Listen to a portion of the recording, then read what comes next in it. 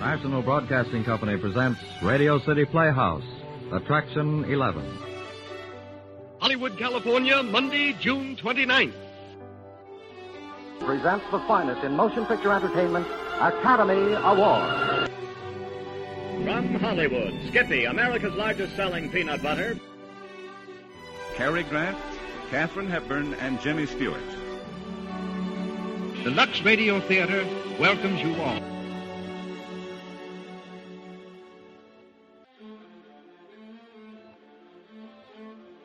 Hello everyone, and welcome to Drama and Theater, brought to you by Dwayne Old Time Radio. Before we get to today's drama, if you enjoy what I'm doing, let me ask you to subscribe to my channel. Subscribing is 100% free, and you will receive notifications on new posts. Lastly, if you have a moment, write a short 1 or 2 sentence review or give a rating on your preferred podcast service. A positive review or rating would help me out a lot. And now, on to the show. I'm going to take a stab at this, and I'm probably going to get it wrong, but we're going to try.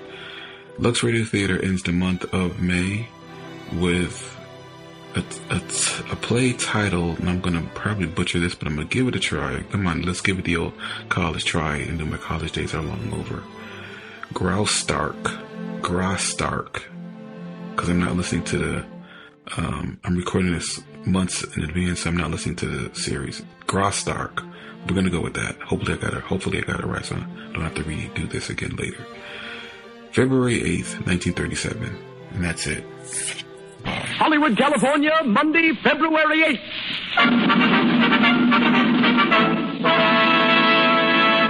The Lux Radio Theater presents Gene Raymond and Anna Sten in Graustark with James Gleason and Moroni Olson.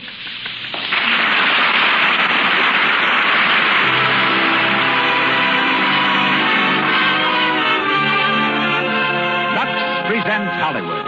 Another hour brought to you by the makers of Lux Toilet Soap, direct from the stage of the Lux Radio Theater on Hollywood Boulevard. Headlining Gene Raymond, Anna Sten, James Gleason, and Moroni Olson. Our guest, Rufus Lemaire, Hollywood's foremost star finder. Our producer, Cecil B. DeMille. Our conductor, Louis Silver.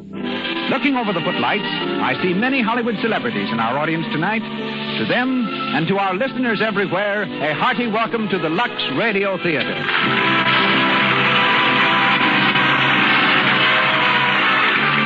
Let me remind you of this, that modern complexion trouble, cosmetic skin, comes gradually. If right now you're letting stale rouge and powder, dust and dirt choke your pores, you're taking chances. Don't do it. Use rouge and powder all you like. But remember that the soap 9 out of 10 screen stars use, Lux Toilet Soap, removes cosmetics thoroughly. It guards against the tiny blemishes and enlarging pores that mean cosmetic skin. It keeps complexions lovely, the way complexions ought to be. Protection, beauty for your skin at a very moderate cost. And now, our distinguished producer, ladies and gentlemen, Mr. Cecil B. DeMille.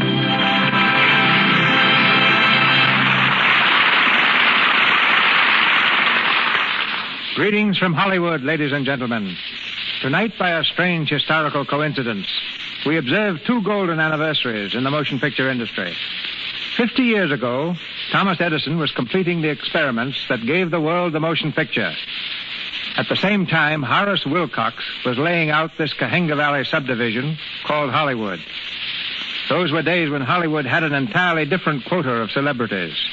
Its greatest hero, the subject of countless campfire tales, was still Kit Carson, who, as the American chief of scouts, helped capture Los Angeles. Its greatest villain was Vasquez, the bandit, who was captured while attending a dance on Sunset Boulevard, where most of Hollywood still dances. To Edison and Wilcox, Hollywood have seemed a mythical and fabulous place, a place that never could exist. Appropriately, therefore, we dedicate tonight's program to them with the international romance Graustark, in which we hear Gene Raymond and Anna Sten. On the stage at the age of 5, on Broadway at 14, Mr. Raymond was a matinee idol before he was old enough to vote.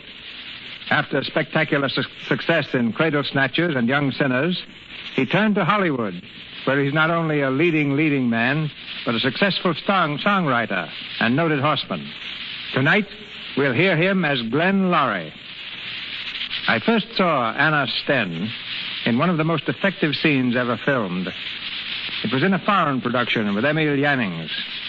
Determined to place her under contract, I started negotiations for the service of this very young girl, who had starved with her parents in the Ukraine, to become one of Europe's most glamorous stars. Then one day, Samuel Goldwyn invited me to his office to ask my opinion of an actress he'd just signed. The actress was Anna Sten. I was greatly disappointed to lose her, but tonight have the privilege of presenting her in a DeMille production. She will be heard in the role of Yetive. In the part of Spud Gervey, we welcome back Hollywood's hardy perennial, James Gleason, whose ability to write comedy is exceeded only by his ability to play it. Moroni Olson is cast as Baron Oberlitz. And here we issue passports to the troubled land of Graustark, as the Lux Radio Theater presents the famous George Barr McCutcheon story, starring Gene Raymond and Anna Sten, with James Gleason and Moroni Olson.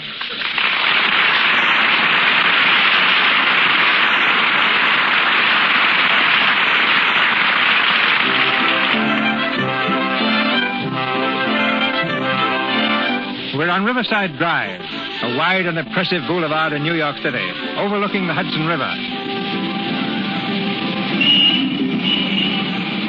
In the shadow of Grant's tomb, Glenn Lorry, a young reporter, is sitting on a park bench, deeply absorbed in the morning paper. Along the path comes a well-dressed, well-mannered young lady. She pauses for a moment to gaze up at the monument, then turns politely to the reporter. I beg your pardon? I said I beg your pardon. Oh, I'm sorry. Were you talking to me? Yes. Can you tell me what building that is? That? Why, that's Grant's tomb.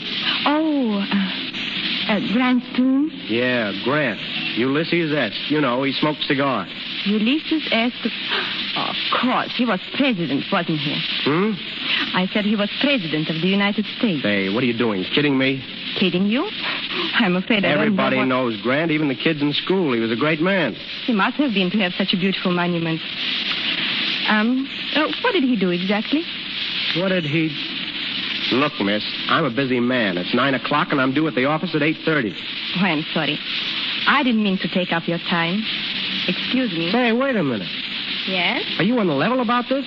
About what? Not knowing who Grant was? Well, I knew he was president. Sit down. Thank you. I don't know whether I'm making a darn fool out of myself or whether you're helping me along. A little girl shouldn't go all through life without knowing about General Grant. I know. Yeah. All right, here goes. Full name was Ulysses Simpson Grant. Born Point Pleasant, Ohio, 1822. When he was 21, he graduated from West Point, went into the Army. He was best known for his work in the Civil War. Captured Vicksburg, won the Battle of Chattanooga. General Lee surrendered to him at Appomattox, April 1865. Grant was elected president 1868, re-elected 1872, died in 1885. You seem to be very well informed. I ought to be. I once wrote an article about him for the Sunday Supplement. Oh, you're a journalist. You flatter me. I'm a reporter. Well, come on. What's the gag? Gag? Come on. I've taken the bait. Now tell me what it's all about. I don't know what you mean. You know who Grant was. Everyone does. He's one of the idols of American history. But you see, I'm not an American. Oh, no? No, I'm Graustarkian. You're what? Graustarkian. I'm from Graustark. Oh. Well, that makes us even. Even? You never heard of Grant. I never heard of Graustark. But look, where'd you learn to speak English? My tutor. We never spoke anything but English at home. I mean, the young people, of course. Oh, of course. I'm glad I'm doing so well. This is my first trip to America. All alone? Oh, no. I'm traveling with my aunt. I see. Yeah. I just happened to be driving by here, and I saw this monument. I wondered what it was, so I got out to investigate. Well, I'm glad you did. Thank you. I didn't know you were a visitor. Say, you ought to have a guide. Oh, no. I like to find things out for myself. Sure. It's more fun that way. But don't you think that you could learn a lot more and see a lot more if you had someone to show you around? Someone like you? No, not someone like me. Me. You're very kind. You mind telling me your name? No. It's Yetive. Yetive. Yetive? Yes. That's a strange name. Yetive what? Yetive Guggenschlonger. Guggensch? Yeah. That's an even stranger one. Well, it does strike these American ears with a bit of a thud. Do you mind if I call you Yetive? If you want. Thanks. I'm Glenn Laurie, Morning Star. How do you do? Fine, thanks. Now, what about that kind offer of mine to show you around? Oh, well, I'm afraid I couldn't. Oh, don't be bashful. I'd love to do it. But my aunt, she wouldn't like it. The point is, would you like it? Yes, but... It's a date. Where are you staying? The Carlton. The Carlton. What about 9 tomorrow? No, I couldn't. 10? No. 11. Well, I'll see. Good. I'll be there at 11 sharp. It's 87. You may come right up and... Yetive? Oh, dear. It's my aunt. I forgot all about her. Yetive? Yes, Aunt? I think you should come back in the car now. Yes, Aunt. At once, please. Well, goodbye. Goodbye. And thank you very much. Not at all. So long. So long. To the hotel, Hugo. The hotel, yes, madame. Yetive. Yes? You shouldn't have spoken to that man. Oh, Auntie, please. He was a very nice young man. I do not care. You forget your position. Auntie, listen. Is there anything wrong in sitting with a young man talking about General Grant? Who is General Grant? Oh, a soldier. President of the United States. He told me all about him. And, well, he wants to show me around and tell me about other things. What? He's going to call for me tomorrow morning. You cannot go. Auntie. I say you cannot go. I've never heard of such a thing, a strange man. We're in America now. We're not back in Graustark. Why can't I go? What can happen to me? Yetive, you're in my charge. I'm responsible for your safety in this country. I know. But all I want is a little freedom. Just a little bit. Please, Auntie. Please. Very well, you may go. Oh, Auntie. He can show you all the sights you want. Auntie, you're a darling. But I am going to go with you. Oh, dear.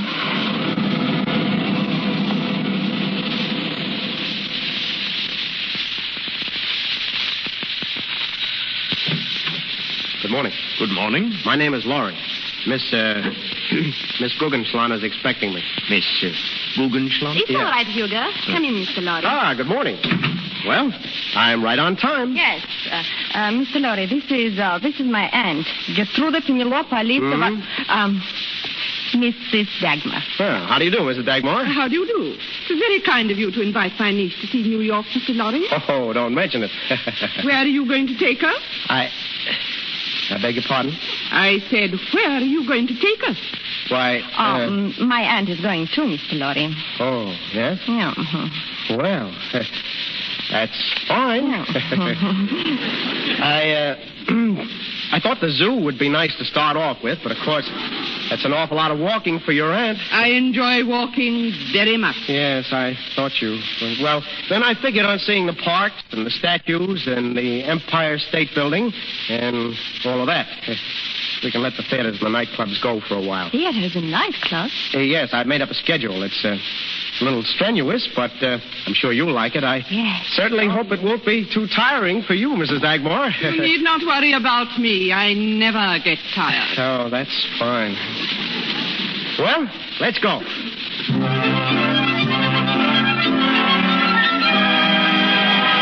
Hat check. Check your hat, please. Cigar, cigarette. Good evening, Mr. Laurie. A table for 2, sir? No, 3, Joseph. 3? Yes, 3. Yes, sir. This way, please. Cigar, cigarette, cigar.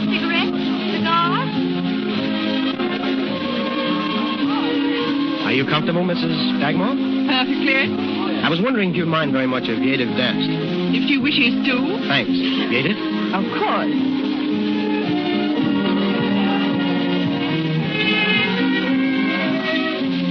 Having a good time?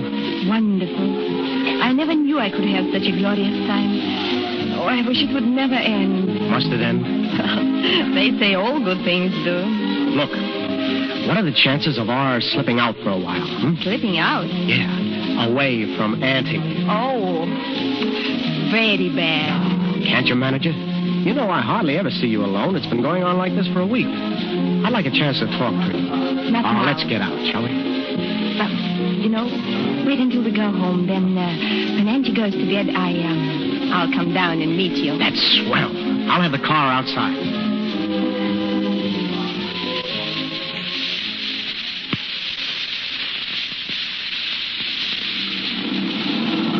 Well, here we are. Where?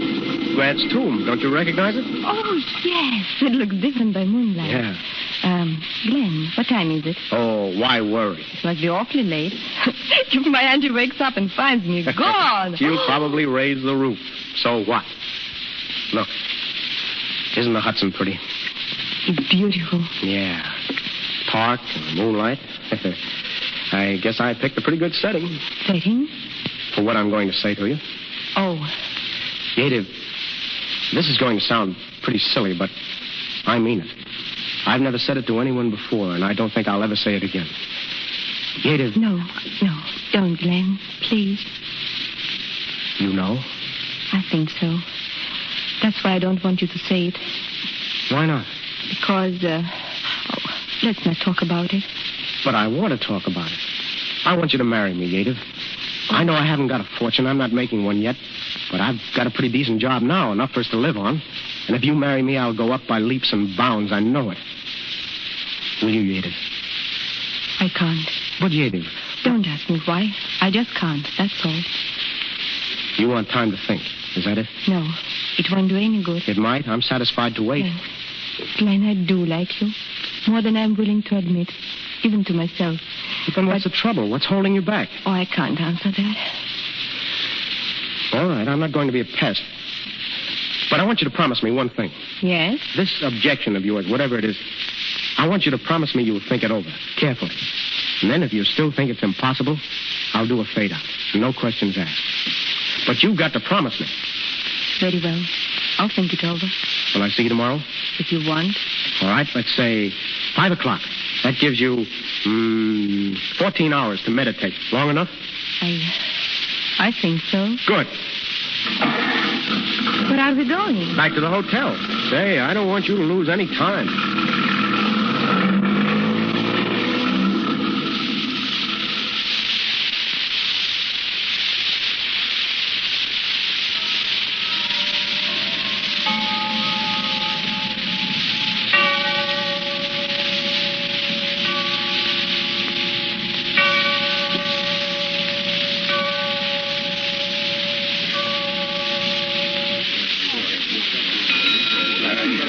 Front there. Say, clerk. Yes, Mr. Lorry. Check up on it again, will you, please? I have already, sir. Mrs. Dagmar and her niece have left the hotel. Oh, but that's impossible. I had an appointment with her at 5 o'clock. I'm sorry, sir. They checked out about 11:30 this morning. I believe their boat sailed at noon. Both? They've gone to Europe? Yes, sir, on the Empress. And she didn't leave any message for me. You're sure? Not a thing, sir. That's funny. I can't understand. If anything comes, I'll let you know. Yeah, thanks very much. You can reach me at the office of Morning Star. Morning Star, yes, sir. Copy. Hey, boy, copy. Why, dang it, all I got to say, it's a fire, Spud. Hello, What's the matter with you? Oh, I just been in with the boss. I ain't got troubles enough. He's going to send me over to Europe to look at some more. Europe, huh? Yeah, there's a revolution starting up over there in some jerkwater country I never even heard of. A joint that goes by the name of Graustark. Can you imagine that? Wait a minute. Did you say Graustark? Yeah, but don't ask me to spell it. Revolution and I couldn't. Holy mackerel. Where's the boss now? He's in his office. Let me get by. What do you want? Get out of the way, will you? I got to speak to What's him. the matter with that guy? I need you for that City Hall assignment. Oh, boss, anyone can cover that, but this revolution story is right up my alley. You've got to let me go over there. I don't know, Laurie. McLean's in the Paris office. He can handle it. I wouldn't be sending Spud if I had a good photographer there now. But listen, boss. Say, why are you so anxious to get the Graustark anyway? Well, I like the place. Yeah, how do you know? You never been there? Well, I like the pictures of it. Oh, come on, boss. Be a sport, will you? I'll turn you in some of the greatest stuff this sheet has seen in years. Well... Come on, let me go, will you? Well, all right. Swell. Your stuff better be good. Don't worry, it'll be front page. Hiya, Spud. Come in, Spud. What's the layout, boys? I'm sending Laurie over, too. Yeah. You get the story, and you shoot the picture. Yeah? Sounds like a great setup, Spud. What's so great about it? Why, the revolution excitement. We'll be right over there in the middle of it. Yeah, and Mr. Giant's opening game. Oh, forget it, will you? Well, I'm going home and get packed. Shake, boss. Thanks a lot. See you later, Spud. Well, what's the matter with that guy? He sure is excited. He must be nuts. You'd think he was going to meet his girl. Ticket, please. Ticket. Yes, lady. Ticket, please.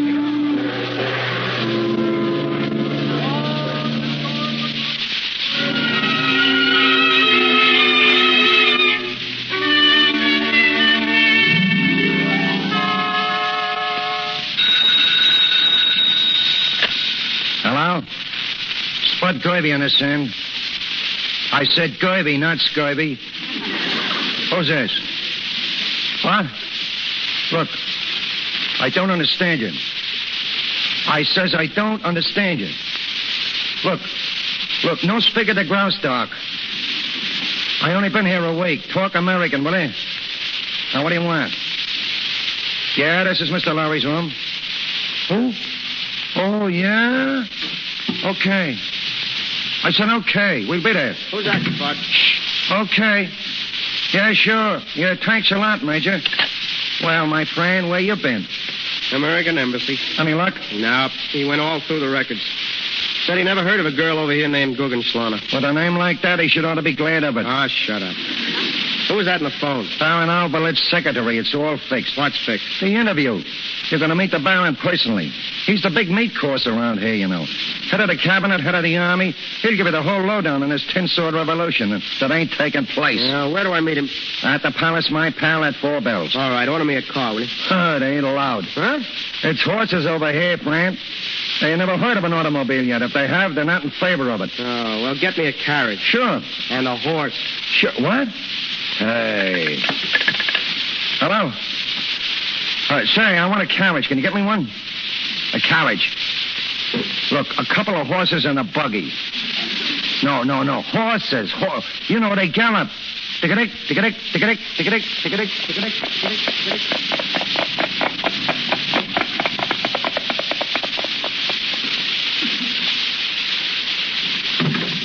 You will wait in here, please. The Baron's secretary will come presently. Thanks. Oh, Baron, if you have a moment... Glenn. Jaded. What are you doing here? Well, I could ask you the same thing. I've been looking all over for you. Oh, Glenn. You left New York in a hurry, didn't you? Yes, we had a cable. You might have let me know. Oh, I'm sorry. I thought it would be easier that way. Just to walk out? Sure, that's always easy for the one who does the walking. You know, you never did answer my question. You came here? All the way here? For that? I was sent by the paper. Oh. Well, did you think it over? Yes. That's why I didn't let you know. I didn't want to hurt you. Oh, I see. The answer was no. Well, I said I wouldn't ask any questions. I won't. Oh, Glenn, I wanted to see you that day. If I'd just been able to say no, simply, it wouldn't have been so bad. But I would have had to tell you something else. What? I'm going to be married. Oh, so that's it. I'm sorry, Glenn. Terribly sorry. What is it, Hans? The Baron has an appointment here with the newspaper reporter. Yes, Hans. This is the gentleman, Mr. Lorry. The Baron Albert's secretary, Mr. Lorry. Who, him? Well, I thought you were the secretary. No. Tell the Baron Mr. Lorry is waiting, Hans. He knows already, Your Highness. Highness? You? Yes, Glenn.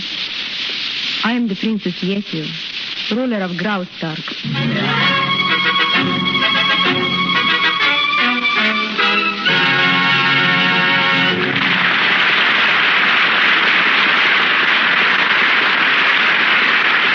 In just a moment, we are going on with the Lux Radio Theater presentation of Graustark, starring Anna Sten and Jean Raymond with James Gleason. Meanwhile, let's go over to the corner of Broadway and 42nd Street on the RKO radio lot. Practically every afternoon, you can see stars and extras bicycling there after work is done. It's hard exercise, too. Listen to what these extras say. Phew, I'm hot. Pedaling around in this weather is too much for me. How about sitting down a spell? We could sit on the commissary steps if you're not too proud. Like to, but I can't. Have to go to Pasadena tonight. Dinner with friends. You'll never make it. Me, I couldn't move a step. Oh, I'll make it all right. Dead as a dog now, but life will look better after my bath. A few moments in a warm tub while that nice fragrant Lux toilet soap lather does its work, you'll feel like a million. Now, the sequel to the story. If you could follow Linda tonight, you'd see her refreshed, full of pep, confident, as girls are when they are sure of daintiness. Linda knows she can depend on Lux Toilet Soap's rich, active lather to remove perspiration, every trace of dust and dirt. She knows it leaves skin sweet, delicately perfumed, attractive. Why don't you try a Lux Toilet Soap beauty bath? And once again, Mr. DeMille. We continue the story of Graustark, starring Gene Raymond and Anna Sten, with James Gleason and Moroni Olson.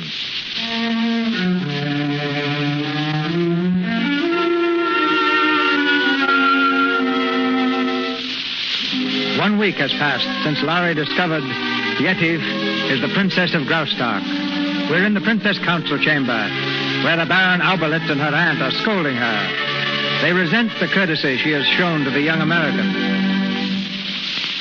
Your Highness, if I may say so, your conduct with this young American is most unbecoming to the princess of our realm. Perhaps you will explain what you mean by that, Baron Auberlitz? There's no explanation necessary. He's been coming here to the palace every day. At my invitation. Exactly, and that's what I find so deplorable.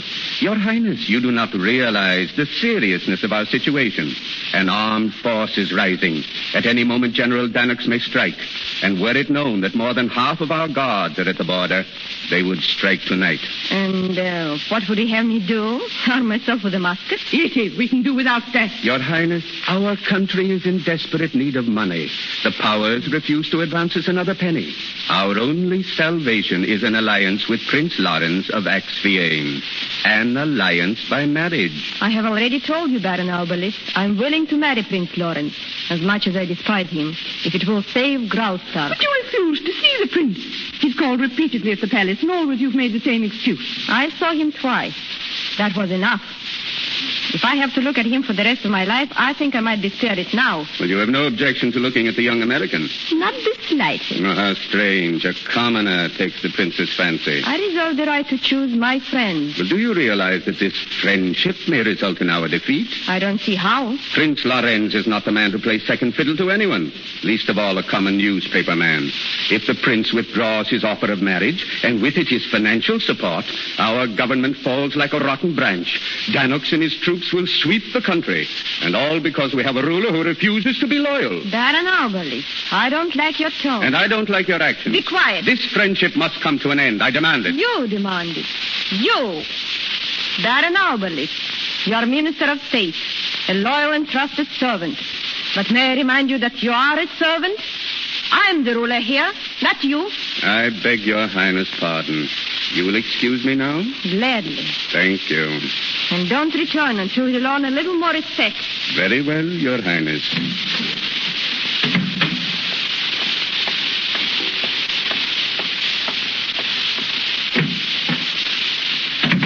Hans.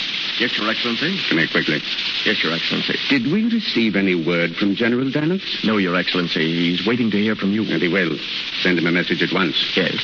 Tell him that only half the guards are at the palace, and he may strike when he is ready. So soon, Your Excellency? Why not? But the people, his troops, they won't fight until they hear that the princess is to be married to Lawrence. You may tell him the date for the wedding has been settled. It has? You may tell him that it has. Oh, yes, Your Excellency. And one thing more. The American newspaper man. I want him followed day and night. Someone must watch him at all times. Yes, Your Excellency. And if he speaks to the princess, I want a complete record of everything that is said. But, may I ask why, Your Excellency? Well, he stands in the way of her marriage with Prince Lawrence. If she should decide not to marry the prince, there would be no uprising. Well, that wouldn't fit in with our plans. You understand? Of course. Now, I'm not certain what steps we shall take, but he must be put out of the way. And that's why I want him followed every minute. Yes, Your Excellency. Now send that message to General Danox and tell him to stir the people up about this marriage. The house of Graustark must fall. But, Excellency, if it does fall, if the people attack the palace and win, they'll demand a parliament. And they'll have a parliament, Hans. A very good one. General Danox and myself.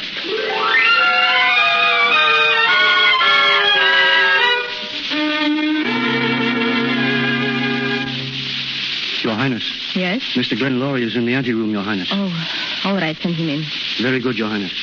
Mr. Laurie? Thank you. Hello? Glenn, I asked you not to come again. Yes, I know. And why did you do it? Oh, just curiosity. I've given up not asking why. I told you why. It's causing trouble. I'm going to be married. When? I haven't decided. Good. Then there's still time. Time for what? To chuck the whole business and come to your senses. You can't marry this Lorenz fellow. I saw him yesterday around the hotel. Why, he looks like an overstuffed tailor's dummy. No, Yetive, you can't do it. I'm not thinking of myself. I know. You're thinking of Graustark. They fed you with a lot of talk about what'll happen if you don't marry him. Well, what will happen? The country will go broke, and in a year or a couple of years, there'll be an uprising. If you do marry him, there'll be an uprising anyhow, only sooner. You seem very sure of yourself. Well, I've studied the situation, Yetive. It's part of my job. The people want a parliament. You can't blame them for that. If you marry Lorenz, they're afraid they won't get it. They were promised I think perhaps my ministers know what's best for the people. All right. None of my business, anyhow. Oh, I'm sorry, Glenn. Let's not talk about it, please. We have so little time left. You mean they're going to announce the marriage ceremony? Soon, I imagine. And there is always the danger of an attack by Danox. He'd storm the palace tonight if he knew half the guards were at the frontier. Who sent them there? Oh, I don't know. I try to keep track of everything and everybody, but I can't. You make a very bad princess, Yetive. I know. Why did you have to be one? Why couldn't you have just been plain Yetive Guggenschlaner? You know that name? Well, it has its compensations. You see, Yetive Guggenschlaner wouldn't have had to catch the next boat back to Graustark. She'd still be in New York, seeing things, going places. And having the grandest time of her life. No worry. No headache. No revolution. No problems of fate. And no Prince Lorenz. Boy. She wouldn't have to get married unless she wanted to. A very fortunate girl. And I think she might have wanted to. Don't you? Perhaps. It's not too late. Please. You don't realize. Yeah, I know. I've got a lot of nerve proposing to a princess. Well, what of it? Before you were a princess, you were a human being. Well, I'm human, too, and I'm asking you to... You're asking me what? I'm asking you to chuck this, Yetive, all of it, and get out while you still got time. What? You don't want to be a princess. You said so yourself. Then why don't you give the people a break, Let them run things the way they want. They'll be happier, and so will you. You want me to abdicate? Is that it? Right.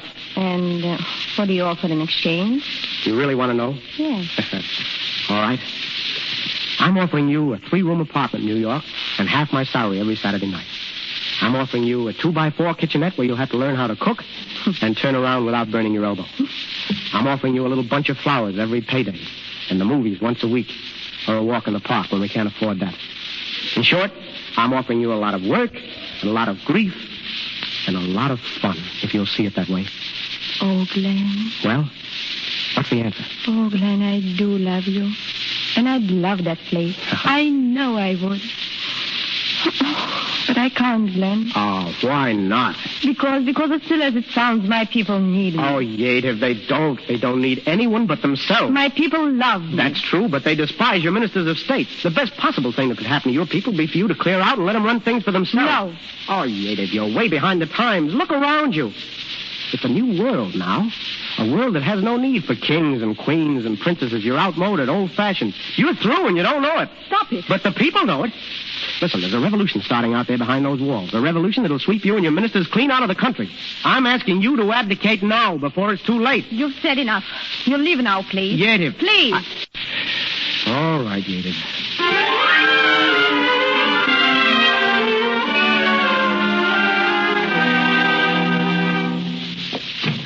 Your Excellency. Yes, son?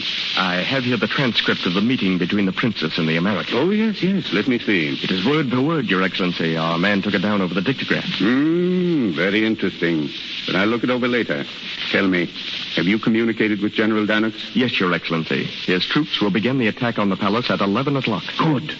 Keep under cover, Hans. Go to the west wing when the firing begins. I've told Danux that he must not shell that section. Very good, Your Excellency. Thank you.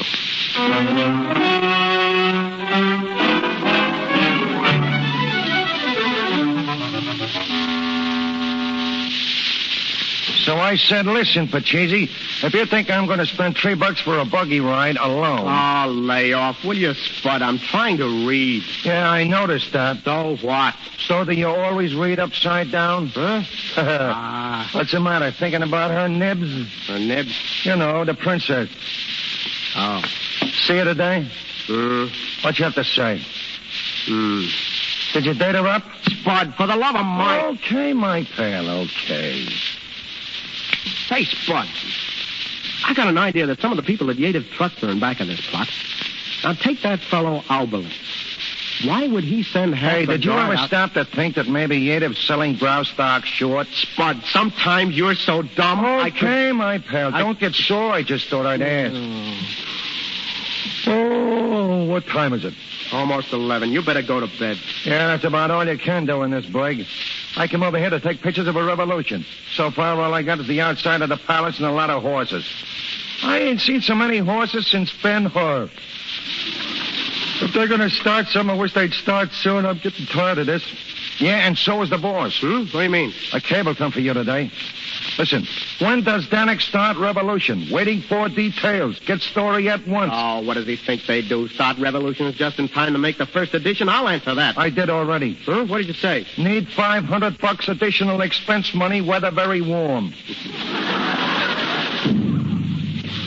What's that? Sounded like thunder. Not to me, it didn't. I'd swear it was a gun. Yeah. You hear it? I tell you, it's thunder. Nothing could happen in this brig after 10 p.m. I'll take it. Hello? Yeah. Yeah. What? Are you sure? What is it? Wait a minute. Go on. Yeah, okay. Spud, will you tell me what's going on? Wait a minute. Okay, mister. Well, thanks for the tip. What's going on? It's the revolution. It's happened at last. Who's that on the phone? The manager of the hotel. All foreigners are ordered to keep in the rooms. No one allowed out on the street. Well, get your hat, Spud. We got work to do. Say, wait a minute. Where's the fighting? It's at the palace. They're shelling the palace. I'll see you later. Hey, wait, you can't get there. Well, Get there. Listen, Spud, you get the pictures and dig up a story. Wait a minute. I gotta find Yates. What's the matter with that guy?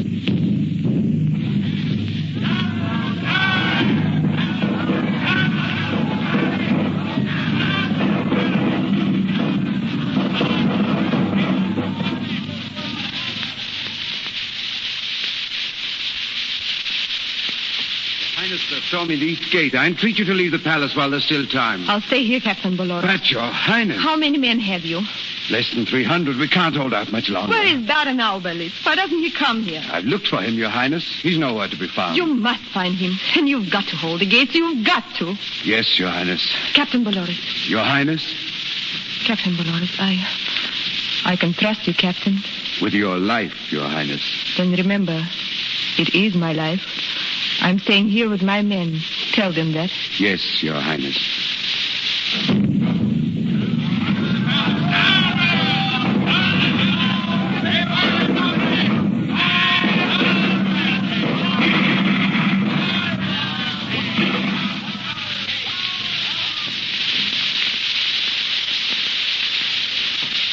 Judith! Sten! Are you all right? How did you get in here? Never mind that. The question is how you're going to get out. I'm not getting out. Oh, don't be a fool, Judith. I've just come through that mob out there. They've got blood in their eyes. Now, listen. I can get a carriage to the west gate. I'm not leaving. My men are out there giving their lives for me. Sure. Those that aren't hiding in the cellar. My soldiers are loyal. Yeah. How do you suppose I got through the gate? By slipping one of your loyal soldiers? $50. What? Yeah, now, come on. Your Highness. Oh, Baron Auberlis. Come here. Your Highness, I have just been informed of Herr Laurie's arrival. He bribed his way through the gate. Indeed. Do you understand? He bribed his way through. What's happening out there? Are my own men turning against me? Well, there is no need to excite yourself, Your Highness. Herr Lorry was allowed to pass through the gates at my specific order. What? And it is now my pleasure to place Herr Lorry under immediate arrest. What are you talking about? Arrest? What for? Well, if he were a citizen of Graustark, Your Highness, I would call it treason. Treason? What? The betrayal of military secrets to the enemy. Are you crazy? It's very simple, Your Highness. In your conversation with Herr Lorry this afternoon, you disclosed the fact that we have only half the guards at the palace. No one knew of this but you and me and Herr Lorry. I accuse him of informing General Danux as to the state of our defense, thereby provoking the present attack. Listen, you, another crack like that, now... Lieutenant. Your Excellency. Place this man under arrest and confine him to the North Tower. One moment. Baron Alberly, may I ask how you knew of our conversation? Well, it is of no significance, Your Highness. This man pleaded with you to abdicate in order that you might be free to marry him. You refused, and he took the only possible course open to him. He betrayed Your Highness to the enemy in an attempt to bring about a quick overthrow of Your Highness' royal position. Say, did you ever try writing stories? You've got a swell imagination. Glenn, this isn't true. Oh, It can't be true. What do you think? Oh, I don't know. You did ask me to abdicate. His exact words, Your Highness, were these. The best possible thing that could happen to your people would be for you to clear out and let them run things for themselves. You're through and you don't know it, but your people know it and I know it. Glenn, you did say that. Sure, what of it? It's the truth and you know it. Be quiet. If you were out of here, I wouldn't care if they shelled this palace to pieces. Be quiet, I said. And they'll do it, too. They'll set up their own government with their own laws and their own leaders, and it'll be a darn good thing. There it is. Now, do what you want about it. You see, Your Highness. Take him away. You really mean it? You have forgotten once too often that I am Princess of Graustark. Yeah. I just can't help thinking your name is Guggenschlaner. Lieutenant? Yes, Your Excellency. Come along. Take your hands off. I don't mind spending a night in a cell, but I won't be pushed into it. It will be more than a night, Herr Lorry. Oh, yeah? Not when the American ambassador hears about it. Think you got trouble now? Wait until tomorrow. Well, pleasant dreams, Your Highness.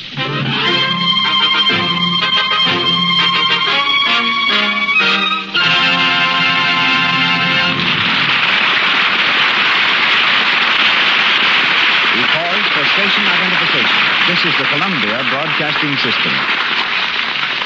This is KNX Los Angeles, the voice of Hollywood.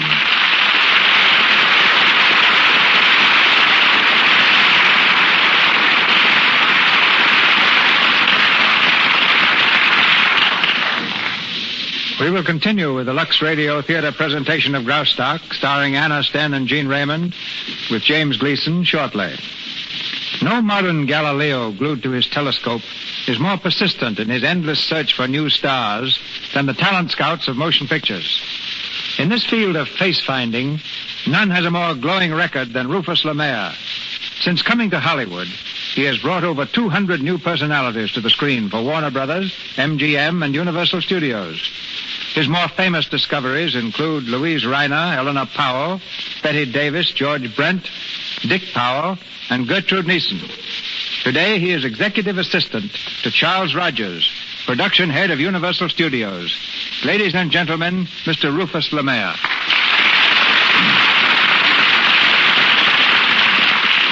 Thanks, Mr. DeMille. Since there aren't any rules for turning up talent, Mr. Lemaire, how have you found your star-spangled array of discoveries? Chiefly through luck, I suppose. For example, 3 years ago, I was given a tip to look up an actress playing in a tiny theater in Vienna. I couldn't understand a word she said, but her personality spelled box office, and I brought her to Hollywood. Her name is Louise Reiner. Eleanor Powell, another MGM star, was dancing in Low State Theater in Times Square when a wire came from Hollywood to the MGM office, located in the same building. It was an order from Louis B. Mayer to find a dancer at once who could rank with Fred Astaire. I saw dozens, but never thought of Eleanor until I happened to glance at her name on the marquee as I was returning to the office. That is the only instance when I found a star literally on my own doorstep. I wish Betty Davis had wandered to my doorstep. Betty was already in pictures before she was really discovered. Another studio had cast her in gingham dress types, and no one paid any attention to her. I suggested we give Betty a little sophistication. It was a lucky guess, for Betty skyrocketed to fame overnight. Gertrude Nielsen I had seen in New York several times without being impressed. But when she sang at the Trocadero here in Hollywood with a new style of song, a slimmer figure, and a new style of hairdress, I couldn't hand her a contract quickly enough. And Deanna Durbin is a universal star only because another studio let her go, and I was fortunate enough to catch her on the rebound. Everyone always asks, what are the qualities that make a star? Well, there are three. A voice that you believe when you hear it saying, I love you. Second, charm. And third, appearance. A good complexion, for instance, is not only something nice to look at, but it is a definite reflection of character. No one knows this better than a star, and I've seen enough Lux soap in Hollywood to realize it is by far the favorite of those who must always look their best. Is there any reason why one section of the country should produce more stars than another? No, they'll come from everywhere. Though a great many of our future stars are right here in Hollywood, hoping to get a screen test. They haven't had experience, and you can't blame producers for hesitating to experiment with them. It's a big chance to take. But we at Universal took it when we starred Deanna Durbin, Barbara Reed, and Nan Gray and Three Smart Girls. And we're going to take it again to the tune of $1 million in producing Top of the Town, with a cast composed entirely of new faces, headed by Doris Nolan, George Murphy, Gertrude Neeson, and Ella Logan. I'm confident that when you see this film, you'll not only be seeing a fine show, but you'll get your first glimpse of at least 4 stars of the future. Good night. Good night, Stargazer.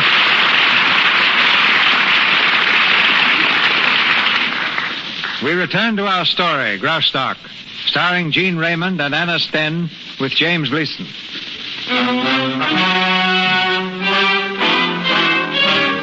It's the following morning. In his cell in the North Tower, Glenn Lowry walks the floor impatiently. Suddenly he hears a footstep in the corridor. The door is unlocked, and Spud enters. Spud. Hiya, pal. Okay, Jailer, come back to me in 10 minutes. Yeah. Well, what's the news, Spud? Plenty. They've declared a temporary truce. They're going to stop and talk things over. Hey, I got some swell pictures last night. No, man. I mean, what's the news about me? When am I going to get out of here? Oh, pretty soon, I guess. Pretty soon?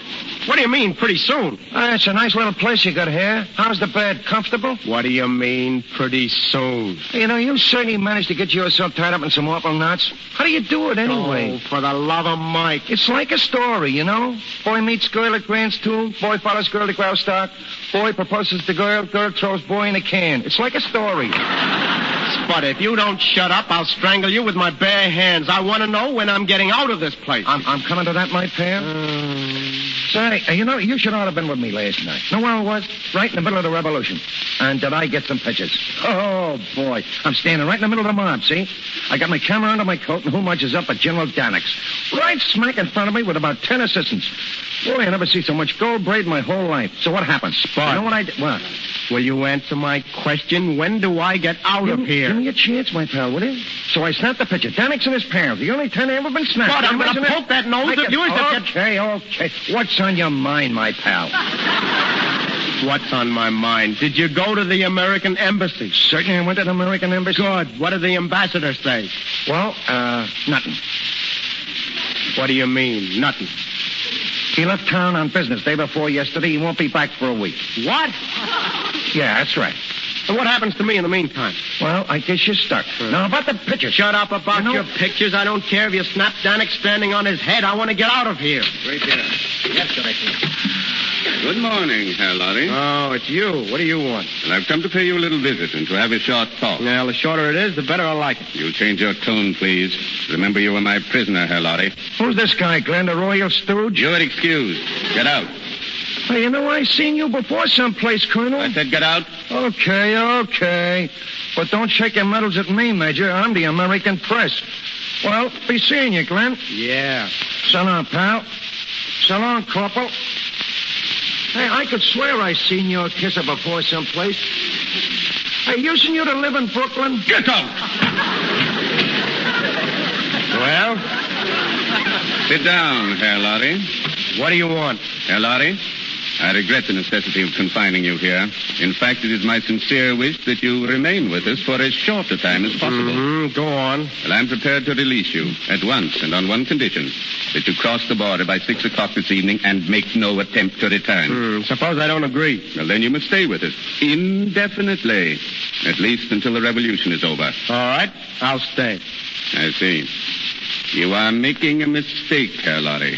Maybe, but I'm staying just the same.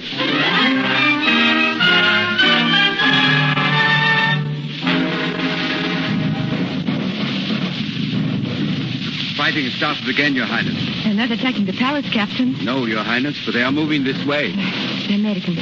Captain, is he safe? For the present, Your Highness. If they attack the north wing... I would like to speak to him, Captain. You will bring him to me here. But, Your Highness... You have my orders, Captain Dolores. I will see him here at once. Alone.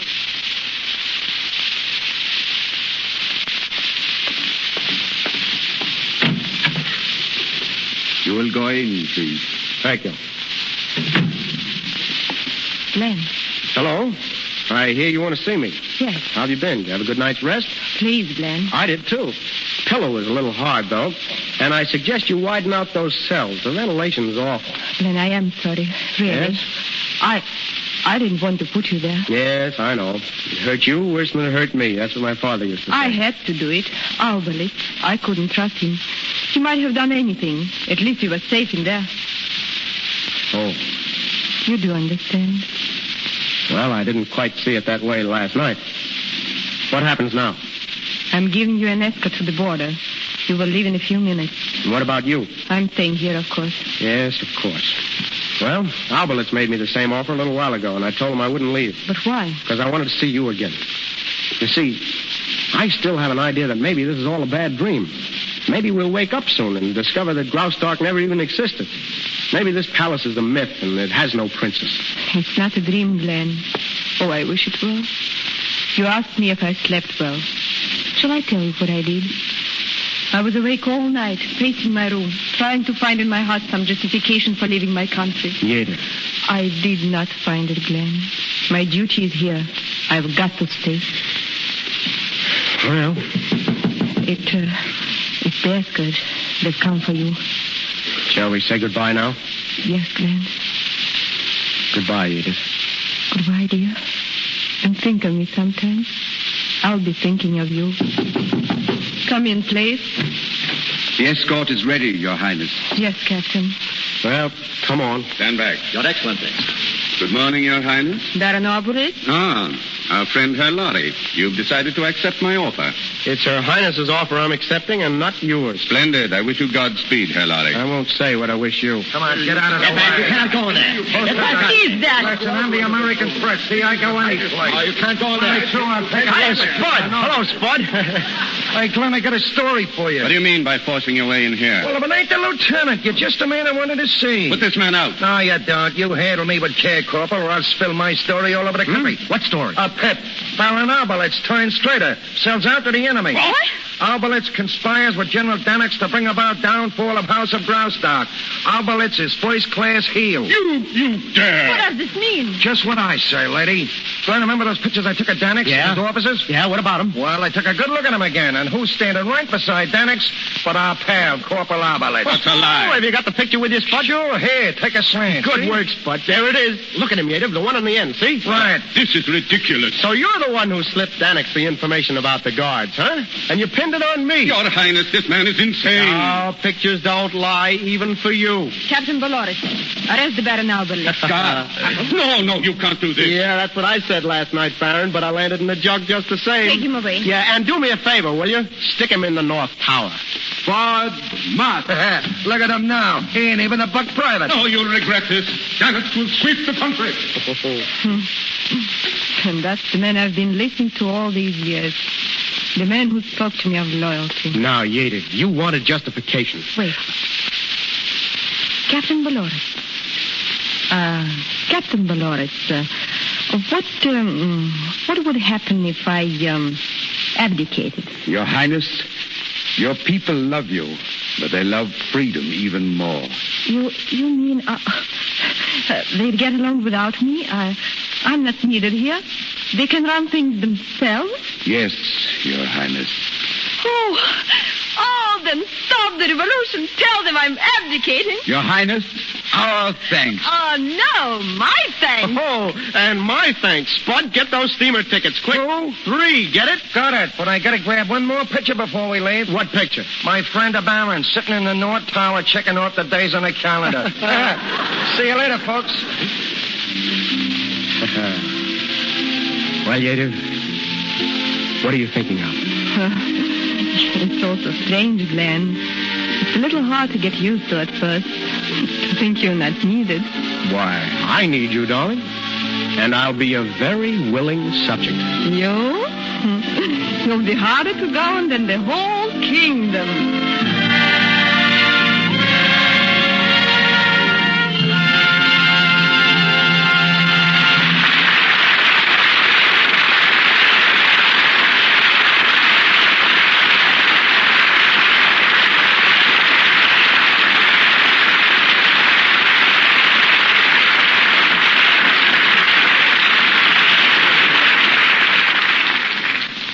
So we sail away from Graustark and drop anchor again in Hollywood.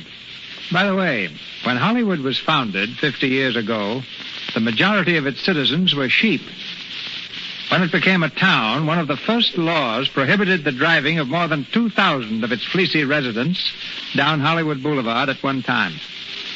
The sheep have long since gone the way of all mutton, and Hollywood is now part of Los Angeles. But as a dog's paradise, it still has a large four-footed population. Since both our stars are owners of celebrated dogs, perhaps they'll tell us something about them. Ladies and gentlemen, Gene Raymond and Anna Sten.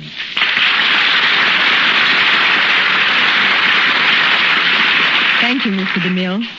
The only claim to fame my dogs may have is the fact that they're the only ones of their kind in Hollywood, at least as far as I know. They come from Siberia, and they are known as Samoyeds. Well, since names make news, Anna, what do you call them? Well, one is Pushok, which means swan down. One is Druzhok, meaning little friend. And the third is Vanka, a nickname for Ivan. Pushok, Druzhok, and Vanka. Well, it's a cinch they're not Irish like my setter. But I thought you said you had a quartet. Yes, I have. And here's where I fool you. The fourth one is named Hooligan. Ah, a harp and a Russian choir. And I suppose, Gene, that you call your Irish setter Ivan Ivanov. No, I call him Trey, after the dog immortalized in Stephen Foster's poem. But tell me, Anna, how did you happen to name a Russian dog Hooligan? Well, hooligan means roughneck in Russian, too. Oh. And my hooligan is about the liveliest dog I've ever seen. Always in a dither. Did you say lather? No, I said dither. But if you're looking for a chance to get in a word about Lux toilet soap, Mr. DeMille... Oh, I am. Well, I'll say a good word for it any time. Lux toilet soap has been the favorite in my household since ever I came to Hollywood. Thank you, Anna. You two will have to bring your dogs over sometime and get acquainted with my family. There's Darky DeMille, the Cocker Spaniel, Josephine DeMille, the St. Bernard, and Lutz von Allador DeMille, a Dachshund. That Adrian, the designer, presented to Mrs. DeMille with the observation that Dachshund speaks louder than words. Oh, that's marvelous. Right now, my particular pets are a herd of deer on my ranch. After 15 years, I've tamed them to come within 10 feet of the front porch. Perhaps when you and Anna are here next, I'll be able to say that they bring me the morning paper. Well, by that time, we'll probably have a lot more puppies to talk about. And let's hope it won't take another 15 years to turn those deer into newsboys. Well, good night, Mr. DeMille, and my appreciation to you and the Lux Radio Theater. Good night, Mr. DeMille. Good night, Anna. Good night, Gene.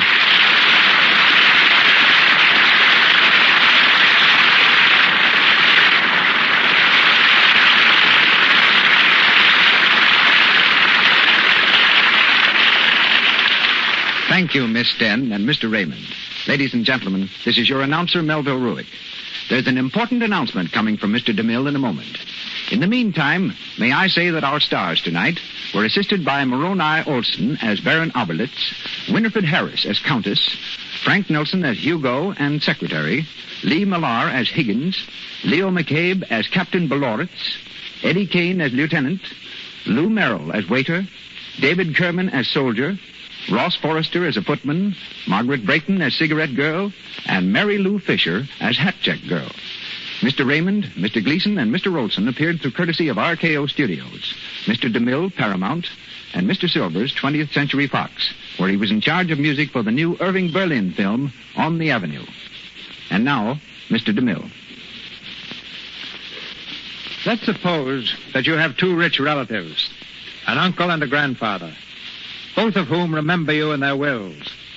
From your uncle, you get $1 million. But Grandpa, who detested your uncle, gives you $6 million, on the condition, however, that you spend every penny left by Uncle Ned within 1 year. This is the dire situation in which our hero finds himself next Monday night.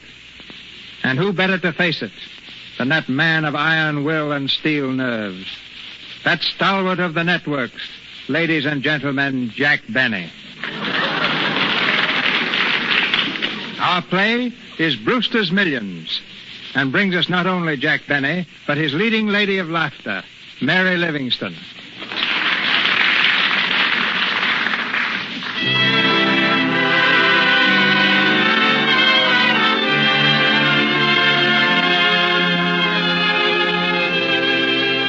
Our sponsors, the makers of Lux Toilet Soap, join me in inviting you to be with us again next Monday night when the Lux Radio Theater presents, through the courtesy of the makers of Jell-O, Jack Benny and Mary Livingston in Brewster's Millions.